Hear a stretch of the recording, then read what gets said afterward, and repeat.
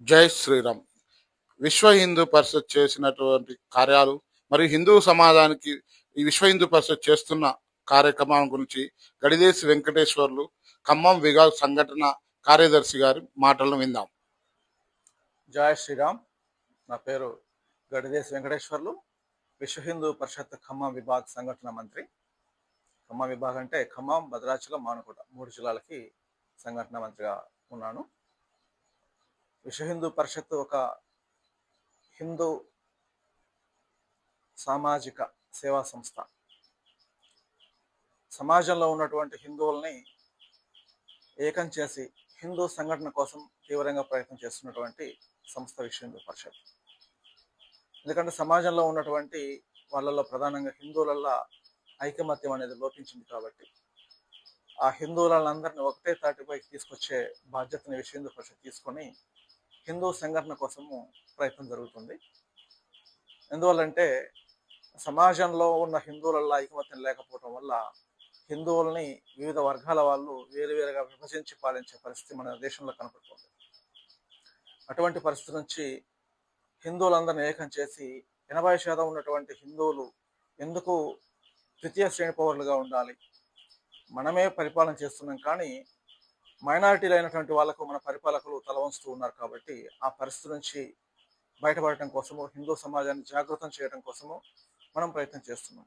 విశ్వ హిందూ పరిషత్తు 1964లో ముంబైలోని సాందీప్ని ఆశ్రమంలో స్వామి చిన్మయానంద గారు, అలాగే ఆర్ఎస్ఎస్ 2వ సర్సంఘచాలకు గురూజీ గారి యొక్క మార్గదర్శనంతో ఏర్పడినటువంటి సంస్థ, హిందూ సంస్థ.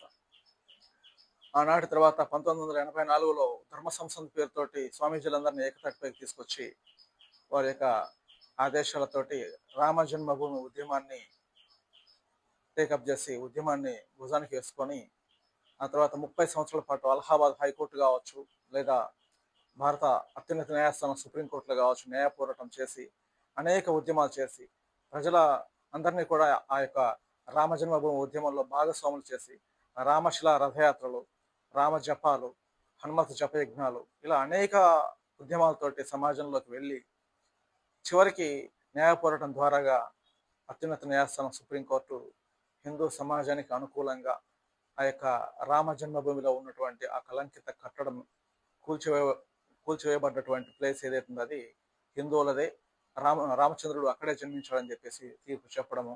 ఆ తర్వాత నిధి సేకరణలో రామాలయ, అయోధ్య రామ మందిర నిధి సేకరణలో కీలక పాత్ర పోషించడము, అలాగే రామ మందిరం నుంచి వచ్చినటువంటి అక్షింతలు కూడా కోట్లాది మంది ప్రజలకు భారతదేశ వ్యాప్తంగా పంపిణీ చేయడం, ఈ యొక్క ఉద్యమంలో విశ్వ హిందూ పరిషత్ కీలక పాత్ర పోషించిందని చెప్పుకోవడానికి నేను గర్విస్తున్నా. ప్రధానంగా విశ్వ హిందూ పరిషత్ సాధించిన విజయాల్లో ఇది మొదటి విజయం అని చెప్పుకోవచ్చు. ఆ తర్వాత మన దేశానికి, భారతదేశానికి శ్రీలంక మధ్యలో ఉన్నటువంటి వారధి, రామవారధి ఏదైతే ఉందో దాన్ని అక్కడ ఉన్నటువంటి తమిళనాడు ప్రభుత్వం, ఆ సమయంలో కేంద్ర ప్రభుత్వంలో ఉన్నటువంటి సోనియా గాంధీ, మన్మోహన్ సింగ్, వీరి యొక్క పాలనలో ఉన్నటువంటి సెంట్రల్ గవర్నమెంట్, వీళ్ళంతా కలిసి రామ జన్మభూమి రామ సేతు ఏదైతే ఉందో ఆ రామ సేతును కూలగొట్టే ప్రయత్నం జరిగిందన్నమాట. దాన్ని కూడా విశ్వ హిందూ పరిషత్ తీవ్రంగా ఖండించి సుప్రీంకోర్టులో పోరాటం చేసి అది భారతీయుల యొక్క వారసత్వ సంపద, శ్రీరాముడు ఉన్నాడని చెప్పడం కోసం మనకు ఉన్నటువంటి ఒక సజీవ సాక్ష్యం రామసేతు. కాబట్టి దాన్ని కూలగొట్టకుండా అడ్డుకొని సుప్రీంకోర్టుకి వెళ్ళి దాన్ని అడ్డుకొని దాని జోలికి వెళ్ళొద్దని సుప్రీంకోర్టు తీర్పు చెప్పే విధంగా మనం న్యాయపోరాటం చేసి విజయం సాధించాం. అలాగే జమ్మూ కాశ్మీర్లో ఉన్నటువంటి అమర్నాథ్ ట్రస్ట్, అమర్నాథ్ ఆలయం ప్రసిద్ధ ఆలయం ఉన్నది. ఆ ఆలయానికి అక్కడ ఉన్నటువంటి ప్రభుత్వము భూములు ఇచ్చిందనమాట. భూములు ఇవ్వడంతో అక్కడ ఉన్నటువంటి, అది ముస్లిం ప్రాబల్యం ఉన్నటువంటి రాష్ట్రం కాబట్టి ముస్లిం సమాజం అంతా దాన్ని తీవ్రంగా వ్యతిరేకించడంతో అక్కడ ఉన్నటువంటి ప్రభుత్వం ఆ భూముల్ని మళ్ళీ వెనక్కి తీసుకోవడము.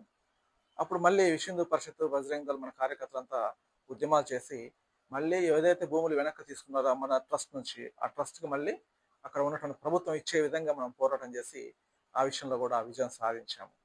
అలాగే మన తెలుగు రాష్ట్రం అయినటువంటి మన ఉమ్మడి ఆంధ్రప్రదేశ్లో రాజశేఖర రెడ్డి గారు మన రాష్ట్రానికి సీఎంగా ఉన్న సమయంలో ఏడుకొండలవాడు, తిరుపతి ఏడుకొండలవాడు, ఏడుకొండల వెంకటేశ్వర స్వామి ఏడుకొండలవాడు కాదు 2 కొండల వాడే, మిగతా 5 కొండలు మేము తీసుకొని అక్కడ టూరిజం డెవలప్ చేస్తాము, హోటల్స్ కడతాము, లేదా వేరే వేరే మత కట్టడాలకు ఏదైనా వాడుకుంటామని చెప్పేసి వ్యాఖ్యానించడం జరిగింది. దీనికి హిందువుల మనోభావాలు తీవ్రంగా దెబ్బతిన్నాయి. ఆ సమయంలో విశ్వ హిందూ పరిషత్, బజరంగ దళ్, ఆర్ఎస్ఎస్ కార్యకర్తలంతా దేశవ్యాప్తంగా పెద్ద ఎత్తున ఉద్యమం తీసుకొచ్చి మళ్ళీ స్వయంగా అదే రాజశేఖర రెడ్డి అసెంబ్లీలో క్షమాపణ, హిందూ సమాజానికి క్షమాపణ చెప్పి వెంకటేశ్వర స్వామి 7 కొండల వాడు 2 కొండల వాడు కాదు అని చెప్పడం, ఇది హిందువులు సాధించినటువంటి విశ్వ హిందూ పరిషత్ సాధించినటువంటి మరొక విజయంగా మనం చెప్పుకోవచ్చు.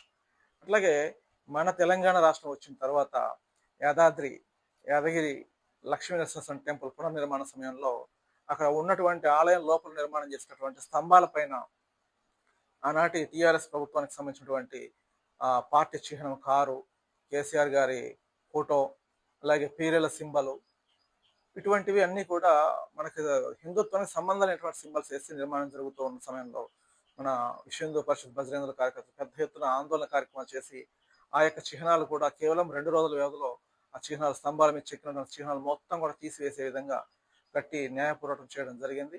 ఆ సందర్భంగా అనేక మంది పైన కేసులు కూడా నమోదయ్యాయి. ఆ తర్వాత ప్రభుత్వం కూడా స్పందించి ఆ చిత్రపటాలను తొలగించి ఓన్లీ హిందూ ధార్మిక సంబంధమైనటువంటి చిత్రాలను మాత్రమే ఆ స్తంభాలపై చెక్కే విధంగా ఆర్డర్ చేయడం జరిగింది. ఇది కూడా మనం సాధించినటువంటి ఒక గొప్ప విజయంగా భావించవచ్చు. అలాగే పక్కనే ఉన్నటువంటి శ్రీశైలంలో కూడా అన్ని టెండర్లు కూడా ముస్లిమ్స్కి ఇవ్వటము, ఆ తర్వాత ఏది లడ్డు ప్రసాదం కాడ నుంచి సెక్యూరిటీ కాడ నుంచి షాపింగ్ కాంప్లెక్స్ ఇవన్నీ కూడా ముస్లిమ్స్కి టెండర్లు ఇవ్వడం వల్ల అక్కడ అగమ్య గోచరమైన పరిస్థితి ఏర్పడినప్పుడు చలో శ్రీశైలం పిలుపునిచ్చి మన తెలంగాణ బజరంగ్ దళ్ కార్యకర్తలంతా కూడా అక్కడికి వెళ్ళి ఆందోళన చేసి ఆ టెండర్లు మొత్తం రద్దు అయ్యే విధంగా ప్రయత్నం చేసి మళ్ళీ హిందువులకి ఆ టెండర్లు వచ్చే విధంగా గట్టి న్యాయ పోరాటం చేసి విజయం సాధించాము. ఇవే కాకుండా దేశవ్యాప్తంగా మన బజరంగ్ దళ్ కార్యకర్తలు అనేక ప్రాంతాల్లో గోరక్షణకి ప్రాణాలు తెగించి గోరక్షణ చేస్తున్నారు.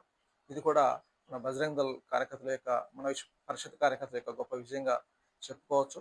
ఇంకా హిందూ సమాజంలో మనము మన యొక్క కార్యపద్ధతి ఏదైతుందో జిల్లా, అలాగే ప్రఖండ, ఖండ, ఉపఖండ, గ్రామ స్థాయి వరకు మనం గ్రామ కమిటీలు వేసి మన యొక్క హిందుత్వ భావజాలం ఏదైతుందో అందరూ కూడా నిజమైన హిందువులుగా బ్రతకాలి. సెక్యులరిజం మనకు అవసరం లేదు, హిందువులుగా మనం గర్విద్దామని చెప్పేసి హిందూ సమాజాన్ని జాగృతం చేయడంలో మన యొక్క గ్రామ కమిటీల వరకు కూడా మనము హిందూ భావజాలాన్ని తీసుకువెళ్ళే ప్రయత్నం జరుగుతుంది. మన విభాగంలో చాలా వరకు చేసాము, ఆ ప్రయత్నం జరిగింది. ఇంకా మూడు జిల్లాలు కూడా, మన ఖమ్మం విభాగంలో ఉన్నటువంటి 3 జిల్లాల్లో కూడా ఇదే ప్రయత్నం గట్టిగా కొనసాగించి ఈ మన యొక్క ఖమ్మం విభాగం మొత్తాన్ని మన తెలంగాణ రాష్ట్రంలో మొదటి స్థానంలో ఉంచే ప్రయత్నం తీవ్రంగా జరుగుతుంది. ఖచ్చితంగా ఆ స్థాయికి మనం వెళ్దామని ఆశిస్తున్నా. ఈ ప్రయత్నంలో హిందూ సమాజము అలాగే మన కార్యకర్తలందరూ కూడా ఉత్సాహంగా పాల్గొంటే బాగుంటుంది అనేది నా ఉద్దేశం. ఎందుకంటే మనం చేస్తున్నది ధర్మకార్యం, రామకార్యం. ఎవరింట్లో పని కోసం మనం పని చేయటం లేదు. చిన్న చిన్న భేషజాలు ఏమైనా ఉన్నా కానీ అవి కూర్చొని మాట్లాడుకుంటే సరిపోతుంది తప్ప చిన్న చిన్న అపోహలు పెట్టుకొని పని విషయంలో కొంత అందరం కలిసి పని చేస్తే బాగుంటుంది అనేది నా ఉద్దేశం. జై శ్రీరామ్, భారత్ మాత.